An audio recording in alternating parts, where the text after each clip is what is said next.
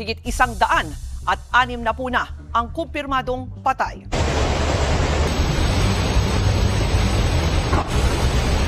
Ganyan katinding flash floods ang sumalanta sa northern Nepal. Ayon sa investigasyon, una munang nabasag at kumalas ang malaking tipak ng yelo o glacier sa kabundukan.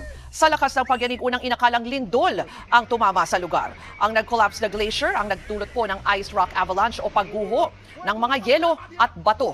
At kalaunan ay nagresulta sa mudslide. Sa kuha ng CCTV, kita kung paanong nagsipulasan ang ilang residente sa isang compound bago rumagasa ang putik.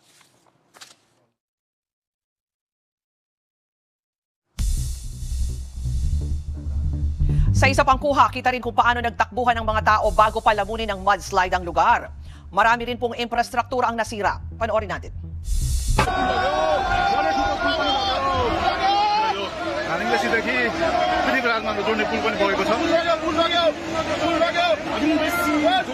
Napuminsala sa ilang tulay sa Nepal.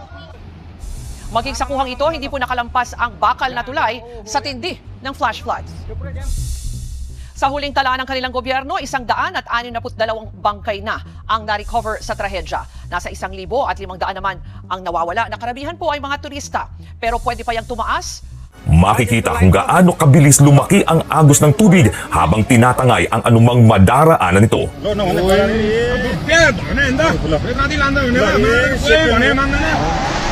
May mga residenteng nagtatakbuhan palayo sa umaapaw na ilog habang ang iba ay nagmamadaling lumikas gamit ang kanilang mga sasakyan. Sa isa pang video na kinunan mula sa loob ng isang bus sa Trishuli, makikita ang mga taong tumatakbo at mga sasakyang nagmamadaling makalayo habang mabilis na sumusunod ang rumaragasang tubig. Ayon sa paunang investigasyon, isang magnitude 4.4 na lindol ang naitala bago ang sakuna. Sinabi ng Foreign Minister ng Nepal na posibleng nagdulot ito ng avalanche ng yelo at bato na bumara sa ilog. Naipon umano ang tubig na pansamantalang nabarahan ng mga bato bago ito biglang bumigay at magdulot ng malakas na agos ng tubig, putik at debris pababa sa mga komunidad. Patuloy pa rin bineberipika ng mga eksperto ang eksaktong sanhi ng sakuna. Sa lakas ng pagragasa ng tubig, maraming infrastruktura ang nasira. Sa isang video, makikitang nahati at tuluyang tinangay ng baha ang isang tulay matapos ang pagbugso ng tubig na may kasamang mga debris mula sa itaas ng ilog. May isa pang tulay sa downstream na nasira rin matapos ang rumaragasang tubig at mga bahagi ng nauna ng nasirang tulay. Sa mga aerial shot naman, makikita ang lawak ng pinsalang iniwan ng sakuna. Maraming bahay at gusali sa tabi ng ilog nalubog sa putik, nasira o tuluyang nawala. May mga komunidad ding halos matangay at matabunan ng makapal na putik at debris. Kabilang sa pinakamatinding tinamaan ang Rasuwa at Nuwakot districts, habang napinsala rin ang mga kalsada, hydropower facilities at communication lines. Nagsasagawa na ng search and rescue operations ang mga otoridad sa mga posible pang nakaligtas sa insidente. Makikita sa mga video ang pagliligtas sa mga na-stranded na residente sa pangunguna ng mga pulis, sundalo at emergency responder. Nag-deploy rin ng mga helicopter, bagamat ilan sa mga ito ang nahihirapang makalapag dahil sa patuloy na pagtaas at pag-agos ng tubig. Daan-daang turista pa rin mula sa iba't ibang bansa ang hindi pa nahahanap. Sa pinakahuling tala ng Nepal Tourism Board, aabot sa mahigit 400 turista ang nawawala, kabilang ang 384 foreign nationals mula sa 26 na bansa. Kabilang dito ang turista mula sa India, United States, Australia, Netherlands, Malaysia, United Kingdom at South Africa, habang may mga nawawala rin mula sa iba pang mga bansa. Iniulat din ng South Korean Foreign Ministry na 8 South Korean nationals na nagtatrabaho sa isang hydropower project ang hindi makontak. Sinabi naman ni Nepal Prime Minister Balendra Shah na nabigla at lubhang nalungkot ang buong bansa sa malawakang pagkawala ng buhay at ari-arian. Aniya, agad na ipinakilos ng pamahalaan ang lahat ng available na resources para sa rescue operations. Sa Tibet, isang autonomous region na sakop ng China, nagpakilos na ng daan-daang emergency personnel kasama ang mga drone at iba pang rescue equipment.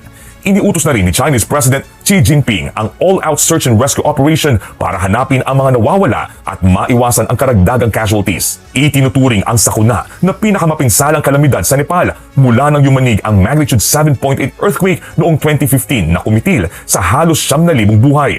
Habang patuloy paghahanap sa mga nawawala, nagbabala ang mga otoridad sa posibilidad ng panibagong pagbaha dahil sa isa pang natuklasang pagkabara sa ilog sa upstream area. China dinalaw ng sunod-sunod na kalamidad. Milyong-milyong tao na ang naapektuhan at libo-libo na ang mga nasawi. Kailan kaya ito matatapos? Ito ba ay karma at paghihiganti o sadyang nagkataon lamang sa bansa? China, ang bansang kumakawawa sa ibang mga bansa. Kalikasan na yata ang gumagawa ng paraan upang ipaghiganti ang mga biktima nito. Ano-anong mga sakuna ang tumama sa China? At matatapos pa kaya ang pasunod-sunod na pasakit na nararamdaman ngayon ng China? Number 1, dam failure. Halos 6,000 katao ang napilitang mag-evacuate sa probinsya ng Hunan noong July 6. News agency na Xinhua noong Biyernes ng hapon nagkaroon ng problema sa Dongting Lake. Ang lawa na ito ay tinaguriang ikalawa sa pinakamalaking freshwater lake ng China. Ang rupture sa lawa ay may lawak na 226 meter, 740 feet, na nagtulak sa mga autoridad para ilikas ang nasa 5,700 na residente. Dahil sa pangyayari, mabilis na kumalat ang balita at mabilis na kumalat ang mga litrato at video na nagpapakita kung gaano kalala ang naging pinsala ng dam failure na ito. Makikita sa mga ito kung gaano inanod pati ang mga malalaking truck at sasakyan at pagbaha sa mga kabahayan. Umaksyon naman agad si Xi Jinping at nananawagan sa agarang pagkakaayos at pag-agap sa sitwasyon.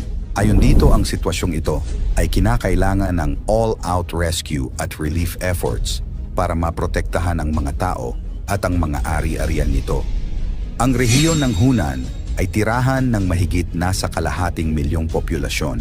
Binigyan naman ng karagdagang pondo ang rehiyon ng 540 million yuan o $74 million para sa naturang relief funds. Number 2, baha. Mahigit 40 plus na ang nasawi dahil sa pagbaha at pag-landslide sa Guangdong Province. Ang pangyayaring ito ay tinaguri ang pinakamatinding pagbaha sa lugar, partikular na sa Meizhou City. Ang syudad na ito ay tahanan ng mahigit 3.8 million katao. Nagsimula ang delubyo noon lamang isang linggo at mula noon, hindi na tumigil pa at lumalala lamang ang sitwasyon. Patuloy na inaayos ang mga apektadong lugar. Ngayon, nasa 9,000 na mga kabahayan pa ang wala pa ring kuryente dahil sa insidente. Noong Biyernes lamang, diniklara ang death toll na 9 lamang. Ngunit sa hapon ding yon, nadagdagan pa ito ng 38. Hanggang ngayon, 2 ay nawawala pa rin. Dahil sa matinding pag-ulan at kaakibat na panganib ng pagbaha at landslide, mahigit 100,000 katao ang na-evacuate. Sa mga kalapit na probinsya, marami rin ang naapektuhan ng matinding ulan tulad sa Fujian, Guangxi at Hunan. Nirescue ng mga pulis ang mga na-trap sa lumalim na tubig malapit sa isang malaking train station. Ang malakas at malalang pagbaha at landslide ay nakaapekto sa 8 townships sa Pingyuan County. Pangatlo, highway collapse. Hindi na tinitigilan ng sakuna ang China nitong nakaraang buwan lamang ng Mayo. 48 katao ang nasawi dahil sa pag-collapse ng 60-feet segment ng isang expressway sa Guangdong Province. Ito ay bumigay dahil sa pasunod-sunod na malalakas na ulan sa lugar. Nasa 23 na mga sasakyan ang nakuha mula sa pag-rescue at 30 sa mga tao ang nasugatan. Mahigit nasa 184 square meters ng highway ang naapektuhan ng ulan at na-disintegrate. Sa gitna ng rumaragasang tubig, nagbabala rin ang mga autoridad matapos maiulat na may mga makamandag na ahas na nakawala at nagkalat sa ilang lugar na binaha. Sa loob lamang ng ilang oras, ang mga dating mataong lansangan ay napalitan ng rumaragasang baha, habang libu-libong pamilya ang nagmamadaling iligtas ang kanilang buhay at mga mahahalagang gamit. Milyon-milyong residente ang inilikas.